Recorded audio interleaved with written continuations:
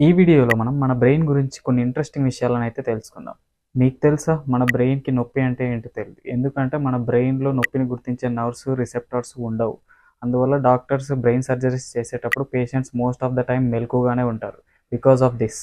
మన మెదడు ఎంత వేగంగా పనిచేస్తుందంటే ఒక సెకనులో 1,00,000 న్యూరాన్ సిగ్నల్స్‌ను పంపగలదు. మన శరీరంలోకి వచ్చే ఆక్సిజన్‌లో 20% వరకు బ్రెయినే వాడుతుంది. మన శరీర బరువులో మెదడు కేవలం 2% మాత్రమే ఉన్నా అత్యధికంగా ఎనర్జీని ఉపయోగించే అవయవం ఇదే.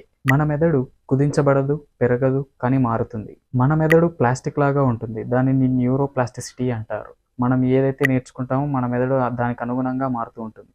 మీకు తెలుసా? సుమారుగా మన మెదడు 73% వరకు నీటితో నిండి ఉంటుంది. ఇందులో 2% ఆఫ్ నీరు తగ్గినా మన మెదడులో సమస్యలు మొదలవుతాయి. మానసిక ఒత్తిడి, మతిమరుపు మొదలైనవి.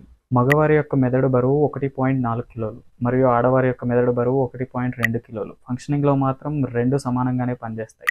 బరువు తక్కువున్నంత మాత్రాన తెలివి తక్కువవారని కాదు.